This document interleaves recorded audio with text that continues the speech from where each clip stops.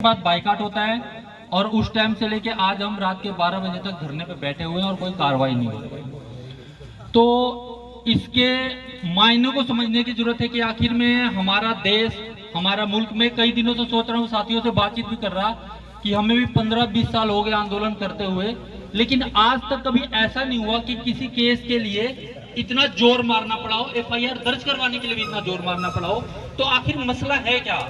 आखिर ये जो थाने के अंदर बैठे लोग हैं या जो गांव के ये चौधरी है, सामंत हैं, इनके अंदर वो हौसला कहां से आ रहा है कि ये इतनी बड़ी बड़ी हरकतें कर रहे हैं? तो दोस्तों, इसके 2-3 पहलू हैं। पहला पहलू ये है, जो जमीन है जिसके बारे में हमारे साथी बातचीत कर चुके हैं बहुत डिटेल में, कि गाँव के अंदर जिन लोगों के पास जमीन है उन लोगों के पास चौधर है। चौधर और जमीन का रिश्ता है, इसीलिए अगर जो हमें चौधर के खिलाफ लड़नी है तो जमीनों की लड़ाई हमें लड़नी पड़ेगी, जमीनें हमें अपने हाथ में लेनी पड़ेगी।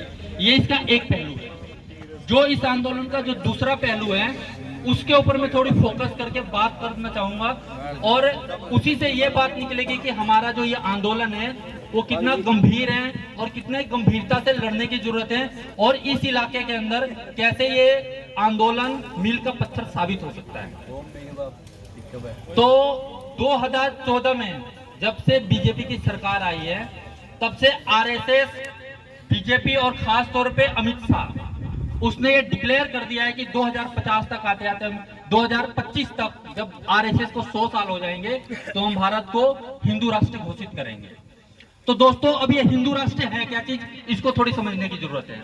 अगर जो हम इसको राजनीतिक और शास्त्र की भाषा में समझे तो हम इसको बोलते हैं ब्राह्मणवादी सामंती फांसीवाद। यानी कि ये हमारे देश को ब्राह्मणवादी सामंती फांसीवाद बनाने की कोशिश कर रहे हैं। उस एजेंडे के तहत 2014 से पूरे मुल्क को ढालने की कोशिश कर रहे हैं, और आज जब हमारी एफआईआर भी दर्ज नहीं हो रही है तो इसका मतलब ये है दोस्तों कि ये अपने एजेंडे को बमुशक्कत लागू कर रहे हैं। ये उसी एजेंडे का, उसी प्रोजेक्ट का एक हिस्सा है जो आज हम भोग रहे हैं। दोस्तों, ये 2014 से खुलेआम इस मुल्क के अंदर चल रहा है, सरेआम इस मुल्क के अंदर चल रहा है, और वो हम सारे देख रहे हैं दोस्तों। तो इसीलिए जो ये ब्राह्मणवादी सामंती फांसीवाद है, इसको समझने की जरूरत है। ये है क्या चीज? ये आने के बाद अगर जो आरएसएस को आप समझते हो, जिस तरह का मुल्क बनाना चाहते हैं, अगर जो उसको आप समझते हो, तो आरएसएस का जो गुरु है गोलवलकर, ये गया था इटली के अंदर। आरएसएस बनाने के पहले की बात कर रहा हूं मैं आपसे। ये इटली के अंदर गया था, वहां का जो तानाशाह था उसका नाम था मुसोलिनी। मुसोलिनी ने एक पार्टी बना रखी थी जिसका नाम था फासिस्ट पार्टी। वो फासिस्ट पार्टी क्या करती थी, वो उसकी अपनी अलग से सेना थी। एक तो इटली की अपनी सेना थी जो फासिस्ट पार्टी थी, मुसोलिनी की उसकी अलग अपनी सेना थी, और ठीक मुसोलिनी की जो फासिस्ट पार्टी थी, उस फासिस्ट पार्टी के तर्ज पे ही इस मुल्क के अंदर आरएसएस का गठन किया गया। और आरएसएस को अगर जो कोई भी साथी गहराई से पढ़ेगा तो उसकी अपनी भी सेना है, बजरंग दल टाइप की, जो बकायदा ट्रेनिंग देते हैं उनको। एक और बात को मैं साथ में जोड़ना चाहूंगा, जो अभी 2-3 दिन पहले खट्टर ने बयान दिया है, जो वीडियो वायरल हो गई। उसमें वो क्या कह रहा है खट्टर ये कह रहा है कि ये जो किसान आंदोलन चल रहा है, तो किसानों को अगर जो इस आंदोलन को कुचलना है तो थंबी लठ लेके और इनके ऊपर हर डिस्ट्रिक्ट में 1000 बंदा तैयार करो, और जहां भी ये आंदोलन कर रहे हैं उनको लठ मारना शुरू करो। इसका मतलब क्या है? सीधा सा मतलब ये है कि ना तो इस देश के संविधान को मानते हैं ये लोग, ना ही इस देश के कानून पे भरोसा है। मैं ये किसकी बात कर रहा हूँ? जो इस देश का, इस राज्य का मुखिया है, चीफ मिनिस्टर ये बात बोल रहा है कि भाई ये अपने गुंडों को बोल रहा है कि तुम लठ उठाओ और जो किसान आंदोलन को खत्म करो। इसका मतलब क्या है दोस्तों? इसका मतलब सीधा सा ये है, हिटलर ने जो जर्मनी के अंदर किया था और इटली के अंदर जो मुसोलिनी ने किया था, वही आज इस मुल्क के अंदर करने जा रहे हैं। इसको बोला जाता है स्ट्रीट फाइटिंग। मतलब कि कोई भी आवाज उठाए, कोई भी, चाहे मजदूरों का नेता हो, दलित आंदोलन का नेता हो, आदिवासियों का नेता हो, किसानों का नेता हो, कोई भी आंदोलन हो, उनके लीडरों को मारो, उस आंदोलन के ऊपर बम फेंको, उस आंदोलन को कुचल दो। पुलिस नहीं करती है तो अपने गुंडों को कुचलो। और ये हम पिछले 2014 के बाद लगातार देख रहे हैं, चाहे रोहित वेमुला का मामला हो, चाहे जेएनयू में घुस के हमला करने का मामला हो, चाहे भीमा कोरे गांव के ऊपर आंदोलन को खत्म करने के लिए बम फेंका इन्होंने, और उल्टा भीमा कोरे गांव के अंदर जिन लोगों के ऊपर हमला हुआ उनको ही जेल में दबा के अभी 2.5 साल हो चुके उनको रखा हुआ है दोस्तों। तो ये लगातार जो हमले हो रहे हैं, जो सरेआम पूरे मुल्क के अंदर हो रहे हैं, उसी हमले की जो कड़ी है वो आज हम अपने पूरे इस पंचकुला डिस्ट्रिक्ट के अंदर देख रहे हैं। चाहे हंगोली की बात हो, चाहे हुसैनी की बात हो, चाहे भूड़ की बात हो, चाहे पारवाला की बात हो, चाहे चतरौली एरिया में चले जाओ, उधर के आसपास के गांव में बात हो, तो ये सरेआम इसको बोलते हैं open terrorist dictatorship of the state. मतलब जो राज्य है, जो सरकार है, जो सिस्टम है, जब सिस्टम खुद ही खुली तानाशाही आतंकी तरीके से करना शुरू कर दे, तो इस दौर को बोला जाता है, जो मैं शुरू में बोल के हटा हूं, वो है ब्राह्मणवादी सामंती फांसीवाद। तो दोस्तों, आज जो हमारे मुल्क के अंदर या जिस जो भूड़ गांव के अंदर जो ये चीजें हो रही है, ये बकायदा आरएसएस का, बीजेपी का ये एजेंडा है, फिक्स एजेंडा है। उस एजेंडे के ऊपर ये चीजें चल रही है।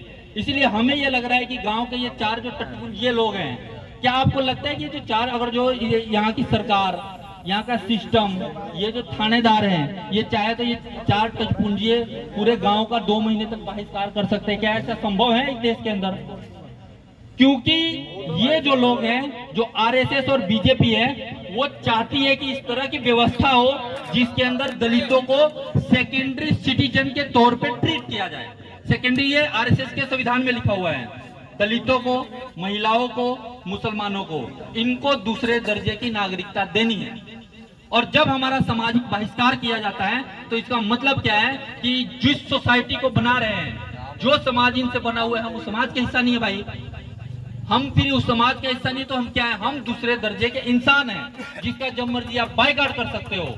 तो दोस्तों, इस बात को समझने की जरूरत है। ये जो लड़ाई है, ये लड़ाई सिर्फ भूड़ की लड़ाई नहीं है, ये लड़ाई सिर्फ हुसैनी की लड़ाई नहीं है, ये लड़ाई सिर्फ पारवाला की लड़ाई नहीं है, सिर्फ पंचकुला की लड़ाई नहीं है, ये सिर्फ हरियाणा की लड़ाई नहीं है। ये लड़ाई इस मुल्क के अंदर जो ब्राह्मणवादी सामंती फांसीवाद को स्थापित करने की कोशिश कर रहे हैं ये लोग, उसको उखाड़ फेंकने की लड़ाई है। और ये जो हमारा आंदोलन है, हमने इस कड़ी में एक पहली चोट किया है इस आंदोलन के तहत, और आने वाले टाइम में जहां कहीं भी ये इस तरह की कोशिश करेंगे तो हम इस तरह के चोट देते रहेंगे और इनको वो सबक सिखाते रहेंगे।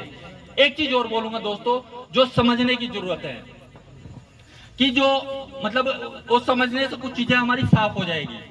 वो मसला क्या है? जब हम सामंतवाद बोलते हैं तो उसको समझने की जरूरत है। हमारे पोस्टर पे भी लिखा हुआ है, नारों में भी हम देते हैं, अभी मैं बोल के हटाऊं, ब्राह्मणवादी सामंतवाद। तो इसका मतलब क्या है?